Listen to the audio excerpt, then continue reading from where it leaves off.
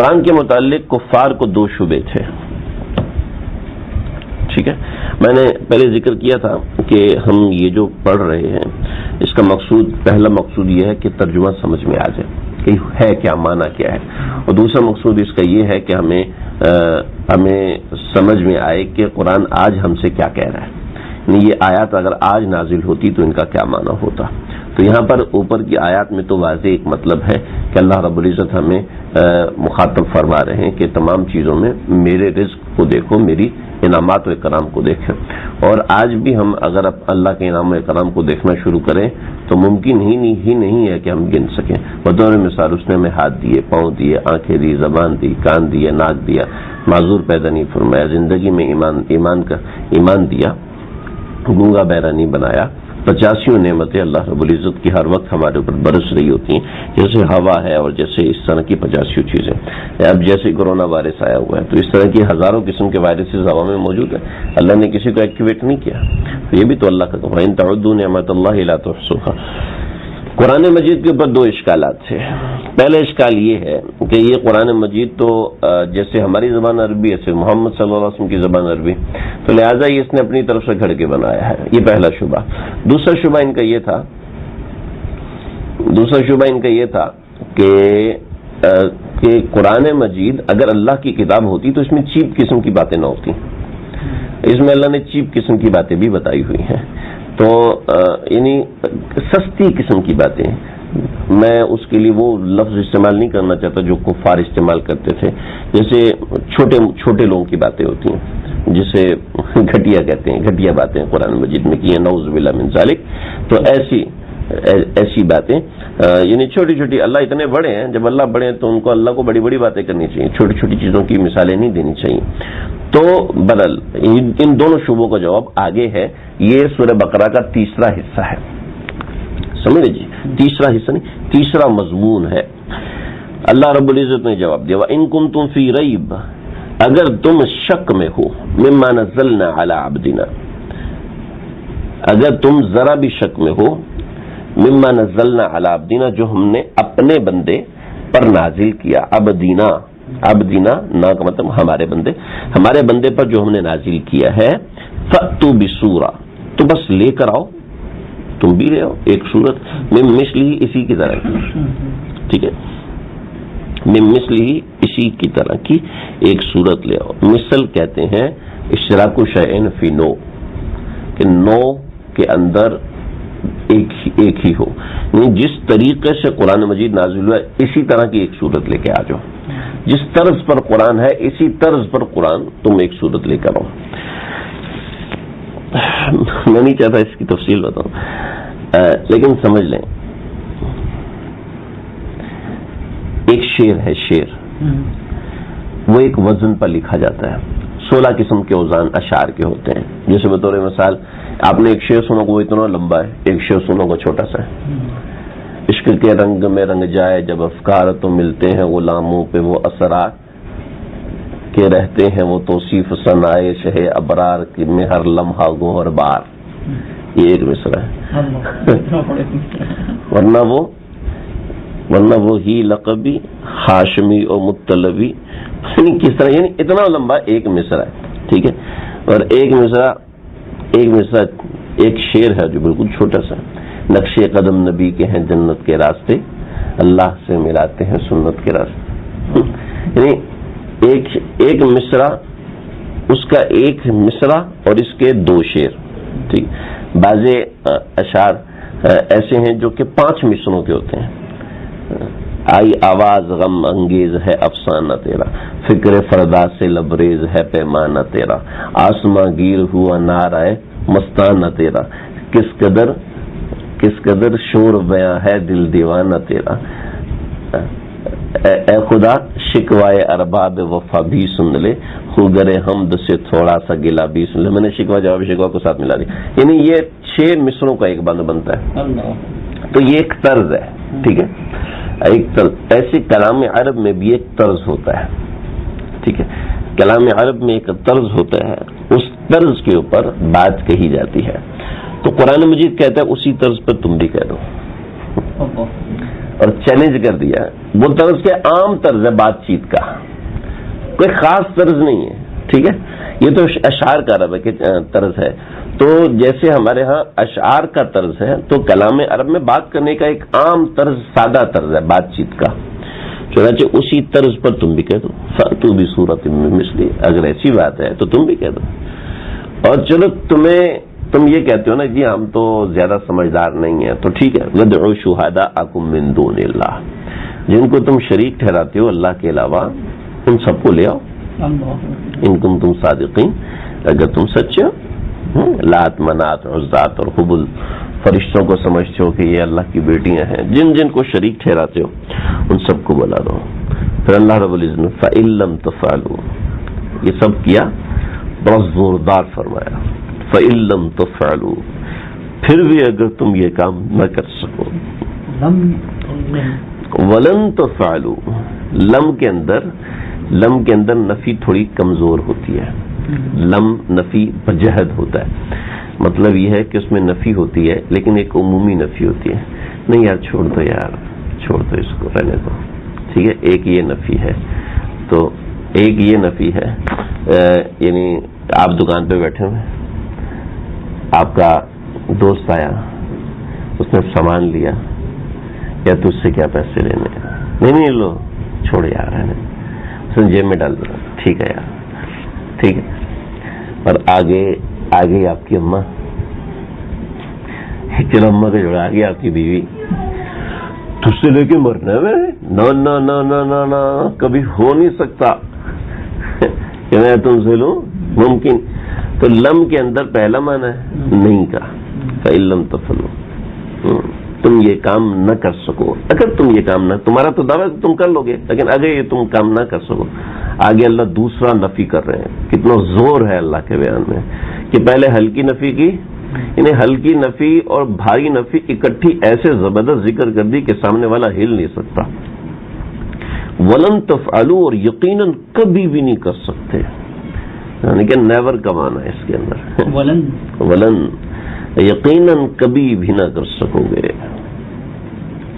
یہ یقیناً کا ترجمہ ہم اس لحاظ سے کر رہے ہیں کہ اس میں پہلے فا جو ہے وہ حرف شرط ہے, اور واو اس شرط کا, فتقو آگے اس شرط کا جواب تو ہے, لیکن ولن بھی ایک لحاظ سے اس شرط کے ساتھ جڑا ہوا ہے, ٹھیک ہے. تو یقیناً کبھی نہیں کر سکو گے, یہ ایک دعویٰ ہے, ٹھیک ہے. اور دعوے کے اندر یقین ہوتا ہے, یقین ہوتا ہے. تو اللہ دعویٰ کر رہے ہیں. ایک بندہ میں دعوے سے کہتا ہوں کہ تو نہیں کر سکتا, ٹھیک, تو دعوے کے اندر ایک یقین ٹھوس ہوتا ہے, اس لیے یقین کا ترجمہ کیا. ولن تفعلوا, اور یقیناً کبھی نہ کر سکو گے. تو میں نے پیچھے ذکر کیا تھا, اللہ کسی اچھے عمل کا ذکر کرتے ہیں تو اس کا اجر بھی بتاتے ہیں, کسی برے عمل کا ذکر کرتے ہیں تو اس کا جزا بھی بتاتے ہیں. تو اللہ یہاں جزا بتا رہے ہیں, فاتقوا النار, تو ڈرو اس آگ سے, التی وقود, کہ جس کا ایندھن, ہا اس آگ کا, الناس والحجارہ, لوگ ہوں گے اور پتھر ہوں گے. اللہ ہم سب کی حفاظت فرمائے. اعدت للکافرین, اور وہ تیار کی گئی ہے, وہ تیار کی گئی کافروں کے واسطے. یہ آیت وبشر, پہلے میں انشاءاللہ دوسرا موضوع بتاتا ہوں. وبشر الذین آمنوا وعملوا الصالحات, اور بشارت ہے, خوشخبری ہے. یہ وبشر نہیں, خوشخبری دے دو. بشر صیغہ امر ہے, حکم. بشر خوشخبری دو, الذین آمنوا, ان لوگوں کو جو ایمان لائے, وعملوا الصالحات, اور نیک عمل کیے, ان لہم جنات تجری من تحتها الانہار, کہ ان کے لیے ایسے باغات ہیں جس کے نیچے نہریں بہتی ہیں. کلما رزقوا منہا, جب بھی ان کو رزق دیا جائے گا اس میں سے, من ثمرۃ رزقا, پھلوں میں سے رزق کے طور پر, تو قالوا, تو وہ کہیں گے, ھذا الذی رزقنا من قبل, یہ تو ہمیں پہلے بھی دیا جا چکا. وأتوا بہ متشابہا, اور ان کو دیا جائے گا اس سے ملتا جلتا. وَلَهُمْ فِيهَا أَزْوَاجٌ مُطَهَّرَةٌ, اور ان کے لیے وہاں پاکیزہ بیویاں ہوں گی. وَهُمْ فِيهَا خَالِدُونَ, اور اس میں ہمیشہ رہیں گے.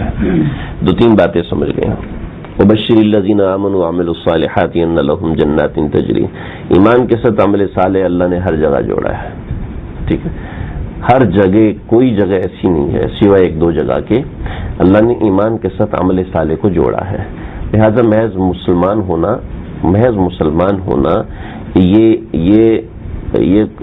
جنت میں جانے والا تو ہے، لیکن ابدی نجات کا باعث ایمان کے ساتھ عمل صالح بھی ہے، اچھے اعمال بھی کیے جائیں. ہاں گناہ ہو جائے تو وہ عمل صالح کے مخالف تو ہے لیکن خلاف نہیں. ٹھیک ہے.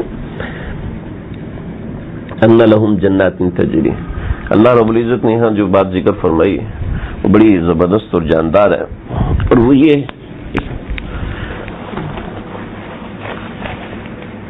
اس میں یہ ہے نا فَإِن لَمْ تَفْعَلُوا تو ان جو ہے وہ شرط ہے، اور فَاتَّقُوا النَّارَ یہ فا اس کی جزا ہے. ٹھیک ہے. اور فا جو ہے جو ان پر داخل ہے فَإِن لَمْ تَفْعَلُوا تو وَلَن تَفْعَلُوا واو جو ہے وہ فا کے مقابلے میں آ رہا ہے. ٹھیک ہے. یہ واو جو ہے فا کے مقابلے واو فا کے مقابلے میں آ رہا ہے، وہ ایک دعویٰ کرنا ہے. ٹھیک ہے. فَإِن لَمْ تَفْعَلُوا ان کا ایک حال ہے کہ تم اگر یہ نہ کر سکو، اگر تم یہ نہ کر سکو. وَلَن تَفْعَلُوا یہ جملہ معترضہ اس سے کہتے ہیں. جملہ معترضہ انشاءاللہ کبھی ذکر کریں گے. وَلَن تَفْعَلُوا اور وَأَمَّا اس میں دونوں میں کیا فرق ہے؟ انشاءاللہ آئے گا، اس کی فکر نہیں کریں. وَلَن تَفْعَلُوا فَاتَّقُوا النَّارَ تو ڈرو آگ سے الَّتِي وَقُودُهَا النَّاسُ. ہم اس کو ذکر کر چکے تھے. دوسرا میں یہ بتا رہا تھا کہ ان لہم جنات تجری من تحتها الانہار، کہ جنت کا ذکر اللہ نے جب بھی کیا تو اس کے ساتھ اللہ نے نہریں لازمی لگائی ہیں. ٹھیک ہے. اور دنیا کہتی ہے، دنیا آج اس کو مانتی ہے، یعنی عقلی طور پر اس کو مانتی ہے کہ جہاں بھی بیوٹی کا ذکر کیا جاتا ہے، جہاں بھی خوبصورتی آرٹیفیشل بیوٹی بنائی جاتی ہے یا نیچرل بیوٹی بنائی جاتی ہے، وہاں پر لازمی آبشار ہوتی ہے، وہاں لازمی آبشار بنائی جاتی ہے، وہاں فوارے لگائے جاتے ہیں، وہاں آرٹیفیشل بیوٹی پیدا کرنے کے لیے یہ سب کام کیا جاتا ہے، پانی کا استعمال کیا جاتا ہے. فَإِلَّمْ تو ان لہم جنات تجری من تحتها آرٹیفیشل بیوٹی تو آج بن رہی ہے نا، یعنی پانی کے بغیر آرٹیفیشل بیوٹی مکمل نہیں ہے. اور اللہ نے 1400 سال پہلے بتا دیا کہ ہم نے، اور جو قدرتی بیوٹی ہے اس کے اندر آپ کو پانی لازمی ملے گا. مری جائیں گے برف نہ ہو تو کیا ہوگا؟ ٹھیک ہے. ایسے ہی آگے کاغان ناران جائیں تو جھیل سیف الملوک نہ ہو تو جی. کلما رزقوا منها من ثمرۃ رزقا، اور اس آیت کے اندر یہ ہے کہ کلما رزقوا منها من ثمرۃ رزقا قالوا هذا الذي رزقنا من قبل. یہ کیفیت ہوگی بڑی مزیدار. وہ مزیدار کیفیت یہ ہوگی کہ اللہ رب العزت پھل دیں گے، اور پھل دیں گے تو کہ جنت کی یہ پھل تو میں نے پہلے کھایا ہوا ہے، لیکن جب وہ کھائے گا تو اس کا ذائقہ اس سے بالکل مختلف ہوگا. بڑے مزے کا واقعہ ہے. ہمارے استاد جی فرماتے ہیں کہ ایک دفعہ یہ غالباً ساؤتھ افریقہ کی کسی ریاست میں گئے تو وہاں پر نا ان کو مالٹے کھلائے، مالٹے پیش کیے. کھانے کے بعد مالٹے آئے تو وہ بڑے سب لوگوں نے دکھائے تو ان کے کہنے مالٹے کھانے لگے. میرا گلا خراب ہو جاتا ہے مالٹے سے تو میں نہیں کھاتا. تو آپ کھا لیں، 4-5 رہ گیا. اگر چکھ تو لے کر نہیں میں نہیں کھانے. پھر ایک رہ گیا تو انہوں نے کہا چکھ لیں تو کہنے لگا چھوڑ یار اتنا وہ کہہ رہے تو کھاتا ہوں. کہنے لگا میں نے کھایا، کہتے تھا وہ مالٹے کا چھلکا، لیکن اس کے اندر آم، خربوزہ، تربوز، انگور پتہ نہیں کیا بھرا ہوا تھا. کہنے لگے کہ میں نے کہا یار کوئی ایک ہو رہے گا. کہنے لگے کہ بھائی ایک رگا ہوا ہے. کہنے میں نے وہ کھایا تو میں نے کہا اور ملے گا. کہتے حضرت آپ سے کتنا کہا تھا آپ کھا لیں اس کو، لیکن آپ نہیں مانے. حضرت بہت دور سے آیا تھا، یہ شکل مالٹے کی لیکن ہے کوئی اور چیز. تو لگے کہ اس میں ایک لذت ہے، اس میں ایک لذت ہے. کھانا آپ کے سامنے رکھا ہے پرانی نہاری کے جیسا، لیکن آپ اس میں سے لقمہ لگائیں اور اس میں ذائقہ اور نکلے تو آپ کو حیرت کی لذت بھی ہوتی ہے اور ذائقے کی لذت بھی ملتی ہے. تو یہ اللہ کے پاس شکلیں کم نہیں پڑتی ہیں، لیکن اللہ لذت دوبالا کرنے کے لیے یہ بتا رہے ہیں. اور کہتے ہیں وَلَهُمْ فِيهَا أَزْوَاجٌ مُطَهَّرَةٌ، وہاں پر ان کے لیے پاکیزہ بیویاں ہوں گی. یہاں پر کچھ اس طرح کے لوگ جو قرآن مجید سیکھتے نہیں ہیں، ایسے نہیں ہے. لہم فیہا ازواج، یہاں اصل میں کچھ لوگوں نے ایسی باتیں کی ہیں جو بلا دلیل ہیں. مثلا ایک بہت ہی بڑے مقرر ہیں، انہوں نے کہا ازواج مطہرہ سے یہاں پر لفظ ازواج ہے، اور ازواج جو ہے اس کا مطلب یہ ہے کہ مردوں کے لیے عورتیں ہوں گی اور عورتوں کے لیے وہاں مرد ہوں گے. تو حالانکہ اس کو یہ کہ ازواج جو جمع ہے اور ایک دوسری طرح کی جمع ہے. ہماری اردو میں تو ایک ہی طرح کی جمع ہوتی ہے نا. ڈاکٹر تھے ڈاکٹر کی جمع ڈاکٹروں، استاد کی جمع استادوں، ٹھیک ہے. لیکن اگر جو اچھی اردو بولتے ہیں تو استاد کی جمع اساتذہ بھی ہوتا ہے، استاد کی جمع معلمین بھی ہوتے ہیں، ٹھیک ہے. تو ایسے ہی عربی زبان میں جمع بہت سی قسموں کی ہوتی ہے. جمع مکسر ہوتی ہے، جمع مذکر سالم ہوتی ہے، جمع مؤنث سالم ہوتی ہے. جیسے ایک مسلم ہے، ایک مسلمین ہے، ایک مسلمون ہے، ایک مسلمات ہے، اس طریقے سے اور بھی بہت سی چیزیں ہوتی ہیں. تو ازواج جو ہے یہ صرف خواتین کے لیے بولا جاتا ہے، ٹھیک ہے. انہوں نے سمجھا کہ زوج جو ہے جیسے مرد کے لیے بولا جاتا ہے تو ازواج تو یہ مرد والے زوج کی جمع نہیں. یہ وجہ یہ ہے کہ آگے اللہ نے لفظ مطہر استعمال نہیں کیا بلکہ مطہرہ استعمال کیا. اور مطہرہ جہاں تا گول تا ہوتی ہے وہ مؤنث کے لیے آتی ہے، ٹھیک ہے نا. میرا نام سائمہ ہے، خیال سے خیریت تو ہے. تمہارا نام سائمہ، تم مرد ہو اچھے خاصے، تمہارا نام سائمہ کہاں سے نکلا؟ طاہرہ. اب سائمہ جو ہے اس کے آخر میں گولتا آتی ہے نا. تو خواتین کے نام پہ آخر میں گولتا آنے کا معنی یہی ہوتا ہے کہ یہ مؤنث کی تا ہوتی ہے. تو ازواج مطہرہ سے خواتین مراد ہیں، ٹھیک ہے. یاد رکھیں کہ عورت جتنی سمجھدار اچھی عورت ہوتی ہے اس کو ایک مرد سے زیادہ دوسرے مرد میں انٹرسٹ نہیں ہوتا جو سمجھدار عورت ہوتی، ٹھیک ہے. جو فطرت عورت فطرت پہ ہوتی ہے، جو مرد فطرت پہ ہوتا ہے بہت دفعہ ایسے ہوتا ہے کہ اس کا مزاج ایک عورت سے زیادہ پہ ہوتا ہے. جیسے نبی کریم صلی اللہ علیہ وسلم آپ کی زیادہ ازواج تھیں، صحابہ کرام کی زیادہ ازواج تھیں. تو مرد کی فطرت میں ایک سے زیادہ خواتین ہیں، عورت کی فطرت میں ایک سے زیادہ خواتین نہیں. اچھا یہ ساری دنیا کا قانون ہے، صرف پاکستان کا نہیں. میں یہ اپنی بات نہیں کر رہا کہ ہمارے ملک اور ہندوستان کی بات نہیں کر رہا. ساری دنیا کے قوانین یہ ہیں، ساری دنیا کے قوانین. میں اس میں پڑھنا نہیں کر رہا. وہم فیہا خالدون، اور وہ اس میں ہمیشہ رہیں گے، یعنی اتنی نعمتوں کے ساتھ وہ ہمیشہ رہیں گے. تو یہ بات ہوگی پہلا شعبے کا جواب. یہاں پہ میں پیچھے ایک بات چھوڑ آیا وبشر الذین آمنوا کہ ایک بات ہم یہ کی تھی کہ ترجمہ تو یہاں سمجھ میں آ گیا، ٹھیک ہے. اس کے ساتھ دوسری چیز یہ ہے کہ یہ چیز آج کے زمانے میں ہمارے ساتھ کیسے ہے. وَإِن كُنتُمْ فِي رَيْبٍ مِّمَّا نَزَّلْنَا عَلَىٰ عَبْدِنَا فَأْتُوا بِسُورَةٍ مِّن مِّثْلِهِ وَادْعُوا شُهَدَاءَكُم مِّن دُونِ اللَّهِ، کہ اگر تمہیں شک ہے قرآن کے اوپر تو تم اس جیسی کوئی اور کتاب لے کر آؤ، ٹھیک ہے. تو اگر کسی مسلمان کو، اگر کسی کافر کو دین کے کسی حکم میں شک ہے تو اس کے مقابلے کا حکم لے کر آئے. اس کے مقابلے کا حکم لا نہیں سکتا. قرآن کے مقابلے کا کوئی حکم، پردہ ہے اس کے مقابلے کا کوئی حکم نہیں لا سکتا. شادی ہے اس کے مقابلے کا کوئی حکم نہیں لا سکتا. غریبوں کی مدد کرنا کیا اس کے مقابلے کا حکم لے کر آؤ گے؟ بہت سے احکامات ایسے جس کو کافر بھی مانتے ہیں، ٹھیک ہے، اور چند ایک احکامات جن کو نہیں مانتے، اور بہت سے احکامات ایسے جس کو ہمارے مسلمان بھائی نہیں مانتے. اللہ حفاظت فرمائے. نماز کا حکم ہے پر مسلمان بھائی نہیں مانتے. اس سے بہتر حکم لے کر آؤ لا کے دیکھو. خیر یہ موضوع